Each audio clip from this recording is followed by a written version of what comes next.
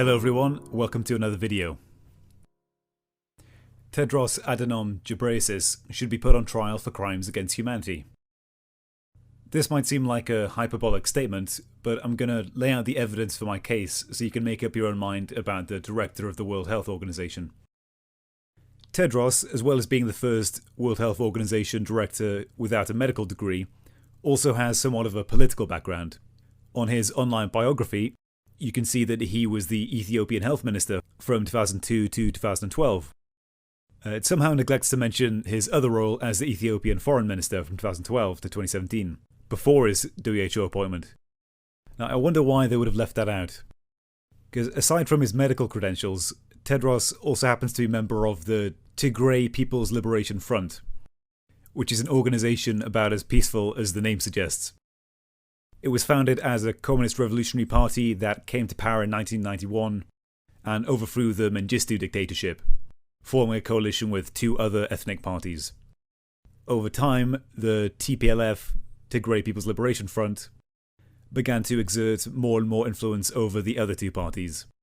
In Ethiopia, most military generals and key leaders of the government are all Tigray, including the president who ruled Ethiopia for 21 years until his death. The Tigray represent only 6% of the population of Ethiopia. One of the major ethnic groups are the Amhara, who mostly made up the government during the Mengistu dictatorship. Favourable treatment of the Amhara under Mengistu didn't win them many friends, so much so that the TPLF 1968 manifesto declared the Amhara people to be their eternal enemy. And Tedros himself hails from the Tigray region and was a senior member of the party when it came to power. Just how senior was he? Well, this Ethiopian newspaper lists him as the third most important member of the Politburo, which gives the impression he was slightly more important than just a medical administrator.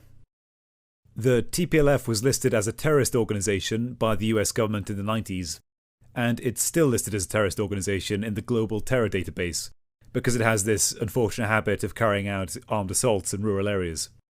The Amhara people under the new government have reported systematic discrimination and human rights abuses.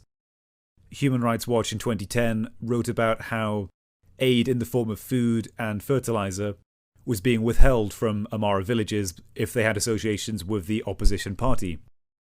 Other forms of aid denial involved refusing emergency healthcare to children, which was carried out by the same ministry at the time led by Tedros Adhanom, current director of the WHO. The Amhara People's Union, an activist group based in Washington, issued many other accusations of human rights abuses against the TPLF, including noting that during this time birth rates in the Amhara region was lower than every other region, and that around 2 million Amhara simply disappeared from the population census, which was admitted in Parliament in this video. But not content with denying aid to political dissidents, Tedros also spent a lot of his time as health minister covering up epidemics in Ethiopia. There was a cholera outbreak that spread through the region in 2007, which infected thousands of people in neighbouring countries in East Africa. But when it spread to Ethiopia, the Ministry of Health tactic was to rename the disease AWD, acute watery diarrhea, instead, meaning that on paper, all the neighbouring countries had cholera epidemics, but Ethiopia didn't. International organisations were pressured not to call it cholera, even though the UN tested it themselves and found cholera, and were told not to reveal the real number of infected. Another stunning victory for the health minister. Also, the deadly famine that struck Ethiopia in the 1980s, which it's still associated with, is not entirely a thing of the past.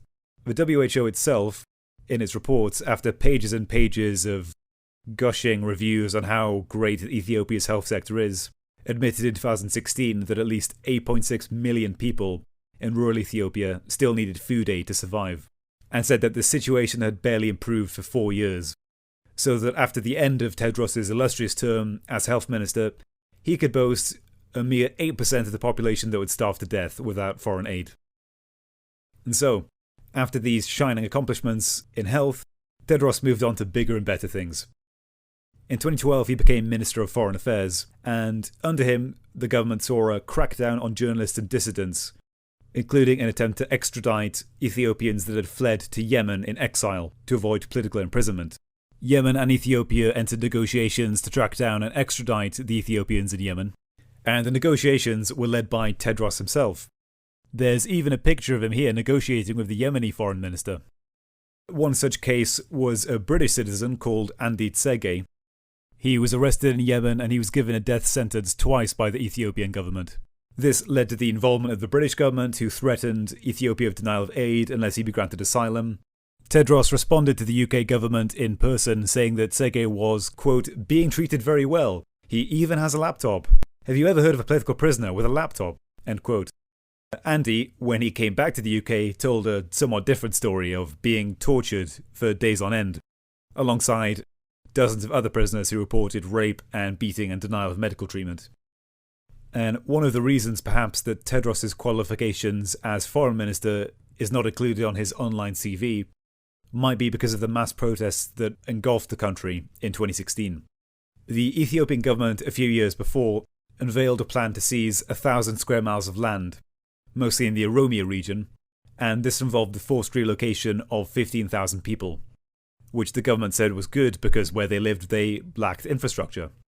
But somehow these ungrateful citizens didn't really appreciate the massive favour that the government was doing for them, and mass protests broke out during a cultural celebration in 2016.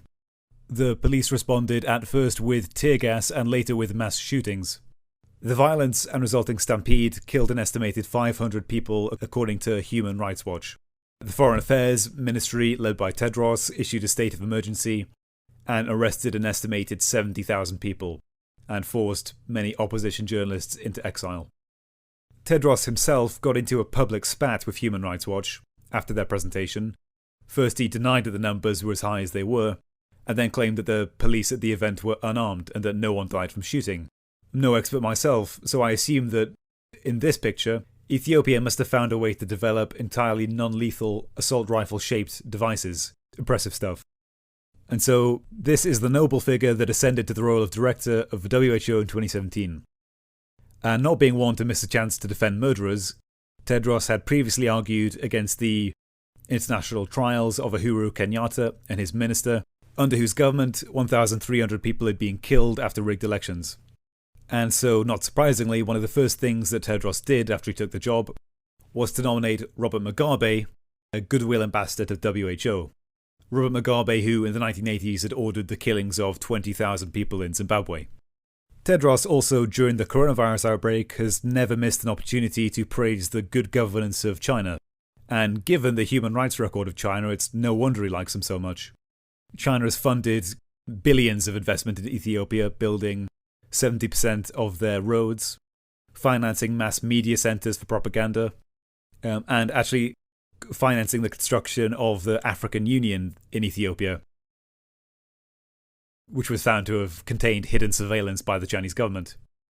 And actually, Tedros seems to see China as a model of development for his own country. Ethiopia also has forced relocations, social credit style scorecards for citizens, mass media propaganda.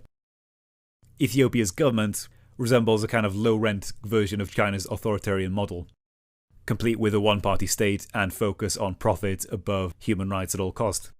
Things in Ethiopia do seem to have improved recently, but until very recently it remained one of the world's worst human rights violators, receiving a score of 19 out of 100 on the Human Freedom Index for 2018, and the government that took over in 1991 has stayed in power ever since.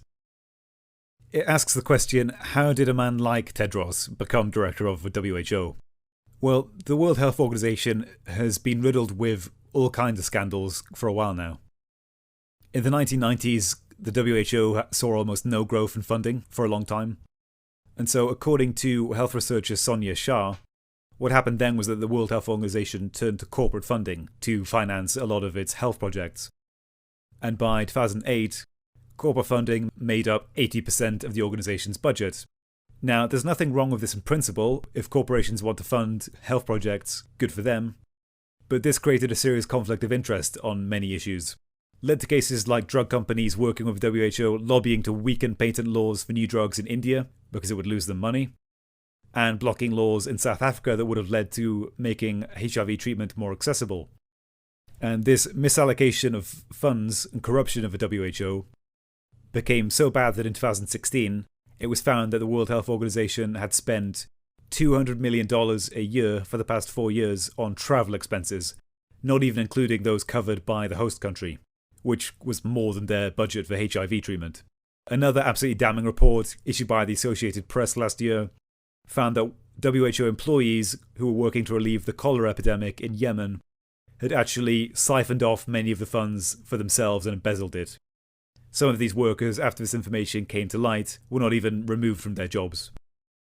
Tedros himself was promoted by the Bill and Melinda Gates Foundation, who financed many large-scale health projects in Ethiopia previously that Tedros had helped facilitate. And so they apparently wanted to promote similar projects on a global scale, and because they'd worked with Tedros in the past, it made sense for them to promote him at the WHO. And the appointment of someone as deeply unqualified as Tedros, to put it mildly, I think owes a lot to the somewhat labyrinthine structure of the way Director Generals of the organisation are appointed. So the Director of the WHO is selected by the Executive Board, who are in turn appointed by a rotating minority of the World Health Assembly, who are made up of health ministers appointed by world governments. And so the World Health Organization has a similar problem to many other global institutions. By the time you get to the appointment of the director, he is an appointee of an appointee of an appointee of someone who may have been elected legitimately, probably not considering most governments at the World Health Assembly. And so by the time you get to him, the democratic mandate has been stretched so thinly as to be almost meaningless. Which is of course the same problem that a lot of these globalist institutions have. The mainstream media, of course, trying to portray Tedros as a saintly figure who goes around trying to cure the world of deadly diseases. A Twitter campaign slogan ran saying, "It's time for an African to lead the WHO." Yeah, it just makes you wish they could have picked one that wasn't part of a regime that had spent the last few years killing and relocating more Africans than any other in the world. Some outlets have pointed out that the director of the WHO actually doesn't have a whole lot of power when it comes to policy, but I think this misses the point that actually the organisation is seen as an authority on matters of health, and it advises world governments on how to behave in global pandemics. And so the mismanagement of the coronavirus situation has been totally exacerbated by the WHO and people like Tedros. He not only made it worse by praising the CCP's handling of the crisis at every opportunity, even as doctors were arrested and people were welded inside their homes, despite the mountains of evidence of the faking of the numbers. He also gave completely contradictory advice, first of all saying that countries should not enact travel restrictions to China, that it would be discriminatory, then turning around and chiding them for not doing enough to prepare. The virus was only named a pandemic a few days ago at the time of making this video, after infecting 140 countries, which is 70 more than it took for swine flu to be declared a pandemic. And so part of the reasons countries didn't take the crisis as seriously as they should have is because of the inaction of the WHO and Tedros. I'm not here to say that the World Health Organization has never done anything good in its history, but if there was ever an example of the failure of a global institution, the WHO is it. And the sheer scale of its mismanagement means that it should be radically reformed and defunded or completely disbanded. Instead, they're currently advising tech companies like YouTube on how to censor information about the coronavirus. So are you listening, YouTube? This is the kind of thing you're subjugating yourself to. In a sane world, instead of leading a global organisation, Tedros and his cronies will be put on trial at the International Criminal Court, tried for his crimes, and if found guilty, spend the rest of his life in prison. Thank you for listening.